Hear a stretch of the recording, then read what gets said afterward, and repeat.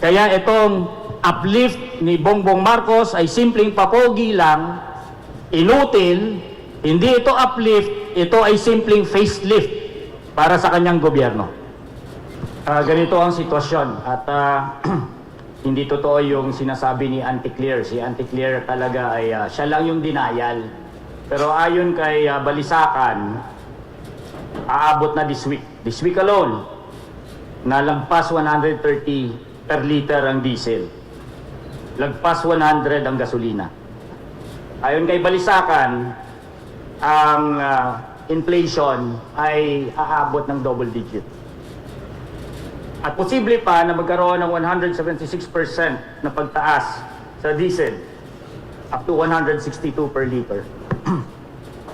Ganyan ang sitwasyon ngayon at hindi walang kalinawan kung kailan matatapos itong krisis na to. At alam natin, tatagal. Hindi dapat tayo mag-isip na tulad ni Trump na yung kanyang timeline, akala mo temporaryo lang, ilang linggo lang. Pero yung gobyerno natin, yung kanyang solusyon, yung kanyang ginawang EO 110, yung pagdeklara niya ng State of National Emergency, kung titingnan mo kung anong nakalagay doon, parang akala mo gumagalaw lang ang gobyerno natin sa timeline ni Trump. Na ilang linggo lang ito, matatapos to, pabubuksan ng Strait of Hormuz. Pero alam natin hindi ganon. Unang-una na dyan, hindi gumagalaw ang Iran sa timeline ng US at saka ng Israel. Unang-una na doon sa kanyang uplift o yung EO 110, isa ng pinaka-notable doon. Sa uplift committee, nag-iisang notable na wala ay ang Department of Labor. Walang pagpapahalaga si Bongbong Marcos sa epekto ng krisis pagdating sa mga manggagawa. Pagdating sa kanyang mga solusyon, ito ay mga simpleng temporary solutions na hindi talaga ina-address yung mga fundamental na problema na nilikha bago pa yung krisis. Kung bakit mataas ang presyo ng ating langis at wala tayong kapasidad. Wala tayong kapasidad as of now dahil sa ginawa ng gobyerno na privatization, deregulation, yung kanyang ginagawang neoliberal policy, tinanggalan niya ng mismong kapasidad ang gobyerno at ang buong lipunan na makapag-address sa ganitong klaseng krisis, kaya ang itsura ng kanyang uplift ay simpleng mga cosmetic solutions.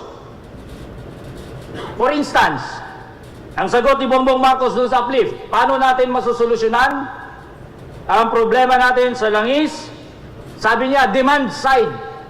Yung demand side ang ating susolusyonan. Bawasan natin ang konsumo.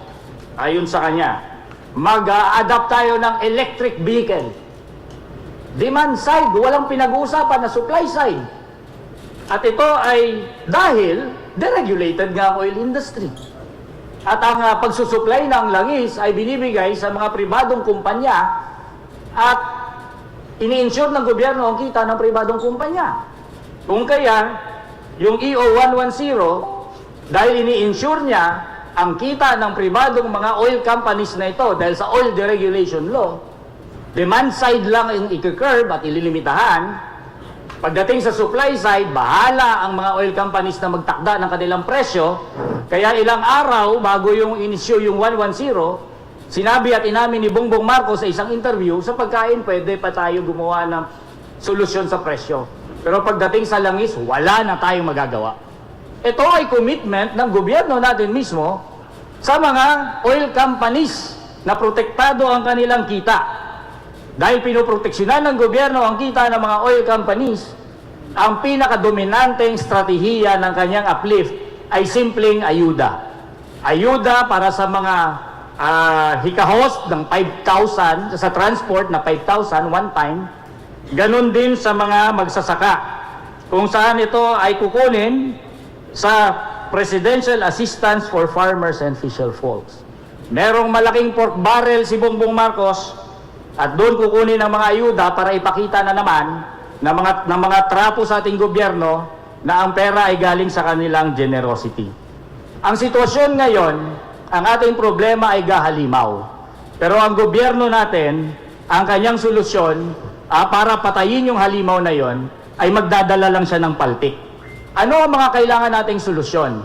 Sa ganitong scale ng problem, kailangan natin ng mga fundamental, systemic, at effective solutions.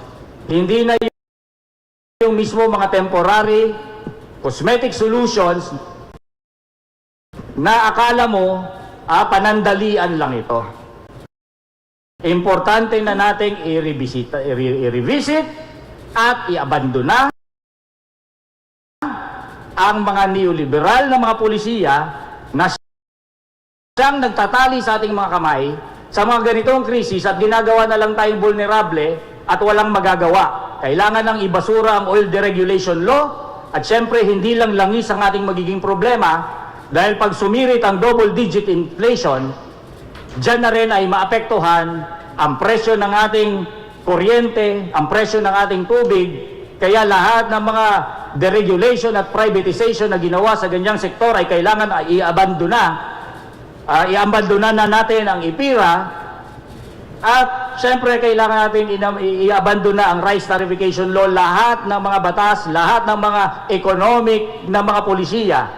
Yung struktura ng dating ekonomiya na walang kamay ang gobyerno, pagdating sa tubo at kita ng mga kapitalista, kailangan na nating alisin. Ito ay isang krisis na apektado tayo lahat at hindi simpleng cosmetic ang dapat nating gawin.